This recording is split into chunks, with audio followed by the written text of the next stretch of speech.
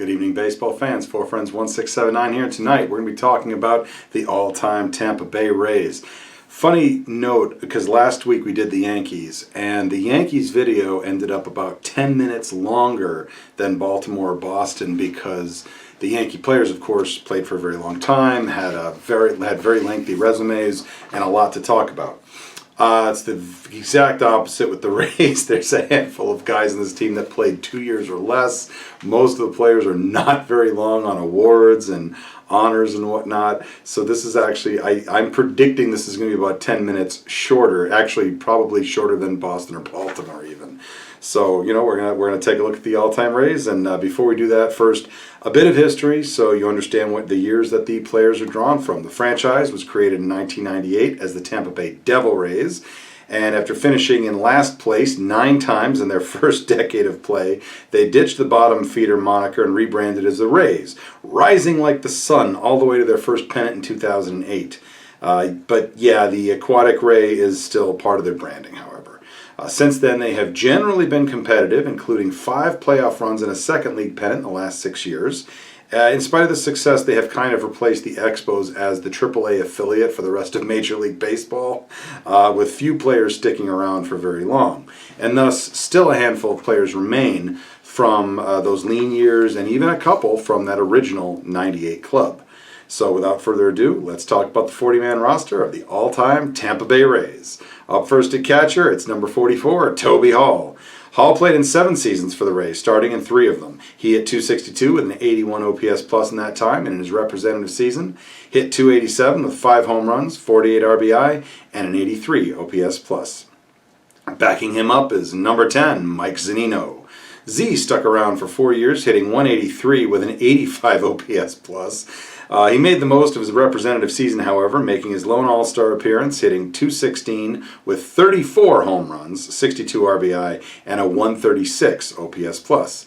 Rounding out the catchers, it's number 40, Buffalo Wilson Ramos. Ramos spent just under 2 seasons in Tampa, hitting .281 with a 115 OPS plus. While he was traded halfway through his representative season, he was hitting .297 with 14 home runs, 53 RBI, and a 129 OPS plus. And at first base, bringing the pain, it's number 23, Carlos Pena.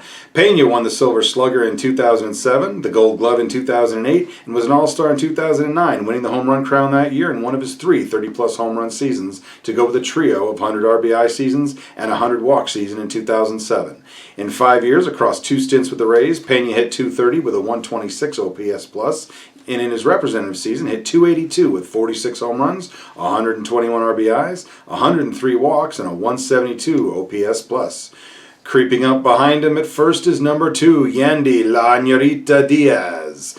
Diaz won the batting title and Silver Slugger in 2023, and as an active player will continue to build his resume. So far, he's hit .289 with a 130 OPS plus over 6 years, and in his representative season, as I said, won the batting title with a .330 average, hitting 22 homers with 78 RBI en route to a 157 OPS plus. And bringing a veteran's leadership to first, it's the team's original star, the crime dog, number 29, Fred McGriff. McGriff was an All-Star in 2000, his second RBI year for the Devil Rays. He hit .291 with a 122 OPS plus over 5 years and was inducted to the Hall of Fame in 2023. The lone Hall of Famer on this roster. In his representative season, he hit .310 with 32 homers, 104 RBI, and a 142 OPS plus. Up first at second is number 18, the versatile Ben Zobrist. Zorilla played every position except pitcher and catcher for the Rays, making the All-Star team twice as a second baseman. He hit .264 with a 117 OPS plus across 9 years, and in his representative season hit .297 with 27 homers, 91 RBI, and a 149 OPS plus. He's backed up by another versatile second baseman who's spent significant time in right field. It's number 8, Bam Bam Brandon Lowe. Lowe was an All-Star in 2019 and hit .245 with a 125 OPS plus over 7 seasons. As he is an active player, he will hopefully continue to add to his accomplishments. In his representative season to date, he hit .247 with 39 homers, 99 RBI, and a 140 OPS plus. And continuing this trend of versatility up the middle, it's the big bopper, number 18, Joey Wendell. Mendel made the All-Star team in 2021 as a third baseman. He He hit .274 with a 106 OPS plus over 4 seasons, and in his representative year, hit .300 with 7 home runs, 61 RBI, and a 188 OPS plus. Starting things off at third base is the team's longest-serving member by games and seasons, number 3, Evan Longoria. Longo was named Rookie of the Year in 2008, won the Silver Slugger in 2009, made 3 All-Star teams, and won 3 Gold Gloves. He hit over 30 home runs 4 times with a pair of 100 RBI seasons and 100 runs scored in 2009. He hit .270 with a 125 OPS plus in his 10-year tenure, and in his representative season hit .294 with 22 homers, 104 RBI, and a 143 OPS plus. Backing him up is Huff Daddy, number 19, Aubrey Huff. Huff delivered a pair of 100 RBI seasons, hit .287 with a 116 OPS plus over 7 years, and in his representative season hit .297 with 29 homers, 104 RBI, and a 124 OPS plus. And so close to having yet another active player on the team, our final third baseman was traded at the deadline last season. Number 19, Isaac Paredes. Paredes hit .236 with a 125 OPS plus in just under 3 seasons with the Rays, and in his representative season hit .250 with 31 homers, 98 RBI, and a 130 OPS plus. Leading things off at shortstop, it's number 23, Julio Lugo. Lugo hit .287 with a 105 OPS plus over 4 years, and in his representative season hit .295 with 6 homers, 57 RBI, 39 stolen bases, and a 106 OPS plus. Next up at shortstop, it's another active player, sort of. Number 5, Patron, Wander Franco. Franco remains signed, but is currently not playing due to significant legal issues in the Dominican Republic. It has been said before and will need to be said again in the future, character is not considered for membership on this team. Not because I don't care. I do. But I am not considering it as this whole exercise is meant to be a test of war as a selection criteria. And as such, only players' on-field performance is considered, regardless of their off-field behavior. Please do not take this selection, or indeed any other, as my endorsement of the player as a human being. This is solely an evaluation in terms of wins of their on-field performance and nothing more.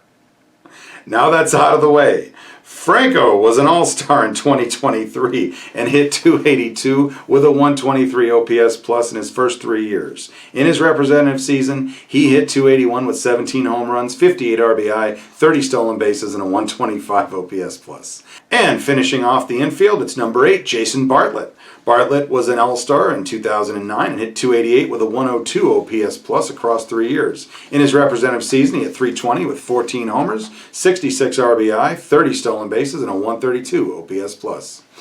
Moving into the outfield, we've got Tampa Bay's first homegrown star, the perfect storm, number 13, Carl Crawford. Crawford was a 4-time All-Star and won the Gold Glove and Silver Slugger in 2010. He reached double figures and triples 5 times, leading the league 4 times, stole 40 or more bases 7 times, also leading the league 4 times, scored over 100 runs 3 times, and reached the quadruple-double mark 4 times. In 9 exciting years, he hit .296 with a 107 OPS plus, and in his representative season, he hit .307 with 19 home runs, 90 RBI, 110 runs scored, a league-leading 13 triples, and a 135 OPS plus. Behind him in left is his successor, number 8, Desmond Jennings. Across 7 years, Jennings hit .245 with a 101 OPS plus, and in his representative season, hit .246 with 13 home runs, 47 RBI, 31 stolen bases, and a 96 OPS plus. Adding a mix of speed and power, it's number 56, Randy Arozarena. Arozarena was named ALCS MVP in 2020 and Rookie of the Year in 2021. Damn! It's pretty rare to win any other major awards before winning Rookie of the Year. He topped the 2020 mark for home runs and stolen bases in 3 straight years and was traded on his way to a 4th. In 5 campaigns, he hit .255 with a 122 OPS plus, and in his representative season, hit .274 with 20 home runs, 69 RBI, and a 129 OPS plus. And the final left fielder is number 39, Tommy Pham.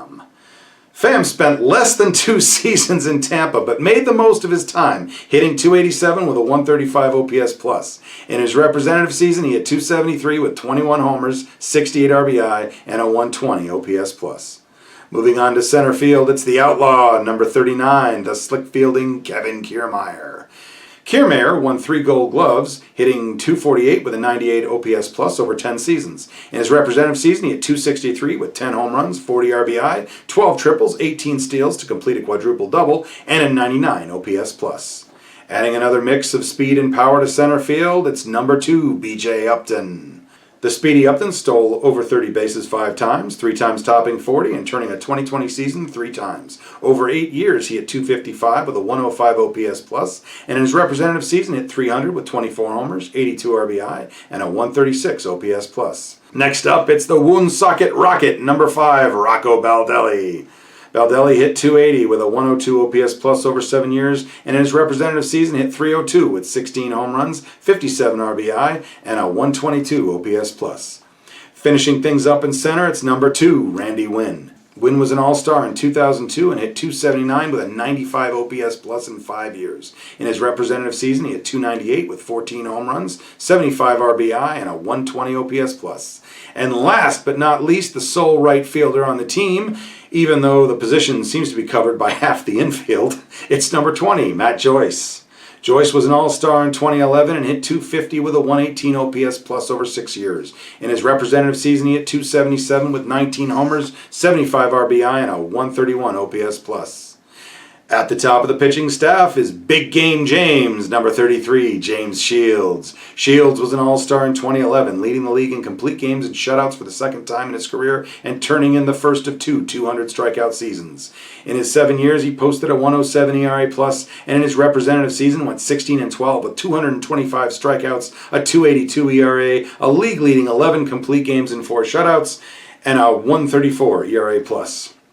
In the number 2 spot, it's number 14, Slim Duncan David Price. X was a 4-time All-Star, taking home the Cy Young Award in 2012, leading the league with 20 wins, taking home the ERA title, leading the league in winning percentage, and achieving the second of a pair of 200 strikeout seasons. He was on the way to a third when he was traded in his final year. He also led the league in starts the year prior. Over 7 seasons, he posted a 122 ERA+, and in his representative season, won those league-leading 20 games against 5 losses, struck out 205 batters, and posted a league-leading 256 ERA and 150 ERA+. Up third, it's the Tasmanian Devil, number 19, Scott Kazmir.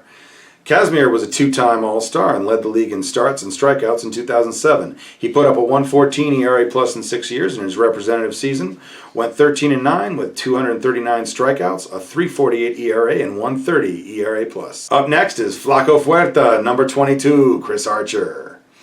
Archer was a 2-time All-Star, twice led the league in starts, and notched over 200 strikeouts in a season 3 times. He had a 107 ERA plus over 8 years, and in his representative season went 12-13 with 252 strikeouts, a 323 ERA, and 121 ERA plus.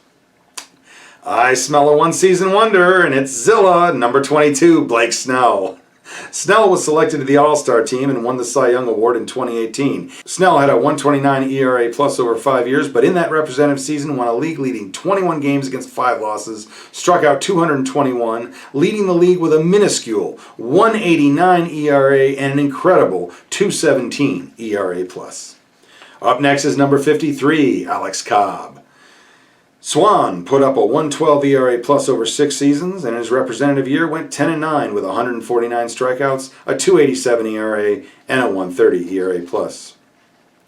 Moving forward, it's the mini horse number 2, Tyler Glasnow. The baby giraffe put up a 130 ERA plus over 6 seasons, with it all coming together in his representative season where he went 10-7 with 162 strikeouts, a 353 ERA, and 119 ERA plus. Up next, it's the Count, number 22, Matt Garza. Garza was named MVP of the 2008 ALCS and led the league in shutouts that same year. Overall, he scored a 109 ERA plus over 3 years, and in his representative season went 11-9 with 128 strikeouts, a 370 ERA, and 119 ERA plus. Behind him is number 18, Sugar Shane McClanahan.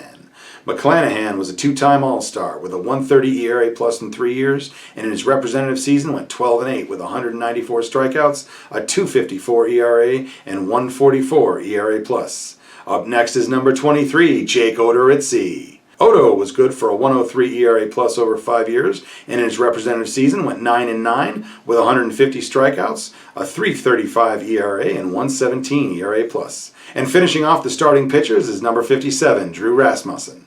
Rasmussen put up a 1.43 ERA plus over 4 years, and in his representative season went 11-7 with 125 strikeouts, a 2.84 ERA, and 1.29 ERA plus.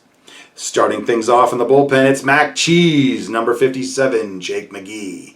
McGee served as the team's closer for just a single season, but put up a 1.38 ERA plus over 6 years, and in his representative season went 5-2 with 19 saves, a 1.89 ERA, 11.4 strikeouts per 9, and a 1.97 ERA plus. Backing him up is the horse, number 37, Alex Colomé. Colomé was an all-star with a 30-save season in 2016 and led the league with 47 saves in 2017. He had a 1.25 ERA plus over 6 years, and in his representative season went 2-4 with 37 saves, a stingy 1.91 ERA, 11.3 strikeouts per 9, and a 2.11 ERA plus. Up next is the team's active closer, number 29, Pete Fairbanks. So far, Fairbanks has put up a 1.35 ERA plus over 6 years, and in his representative season to date, went 2-4 with 25 saves, a 2.58 ERA, a blistering 13.5 strikeouts per 9, and a 1.64 ERA plus. Getting in the way back machine, at least for a 90s expansion club, it's one of only 3 members left from the original 1998 club, number 39, Roberto Hernandez. Hernandez had a 20, 30, and 40 save season in his 3 years in Tampa, making the All-Star team in 1999 and putting up a 1.43 ERA plus. In his representative season, he went 2-3 with 43 saves, a 3.07 ERA, and a 1.61 ERA plus. And last but not least, it's La Flecha, number 56, Fernando Rodney. Rodney spent just 2 seasons in Tampa, but made the most of them with a 30-plus and 40-plus save season, putting up a 2.02 ERA plus overall and making the All-Star team in 2012. In his representative season, he went 2-2 with 48 saves, a stifling 0.60 ERA, .777 WHIP, and a mind-blowing 6.41 ERA plus. And that's the roster. Be sure to hit me up in the comments with anyone you think got missed. I don't really have any honorable mentions for this team. That's not meant as a knock, as this team ends up looking a lot better than expected for an expansion team just 27 years in. It's a young team, meaning the franchise is young, and there are a lot of 1.5 and 2 year players on this roster right now. If we come back in a couple of years, the team will no doubt look a bit different. That just comes with being a new team. And if you want to see the difference, you can check out the 2021 version of this team on alltimeteams.blogspot.com. I'll leave a link in the description, and you can see from there how much the team has changed just a few short years. In total, the all-time Rays include a single Hall of Famer, won 2 Cy Young Awards, 2 Rookies of the Year, 35 All-Star selections, 8 Gold Gloves, and 4 Silver Sluggers. They won a single batting championship, a single home run championship, and a pair of ERA titles. So let me know what you think of the team that War selected. Do you think War did a good job overall? Let me know in the comments. Be sure to like and subscribe, and until next time, I'll see you at the ballpark.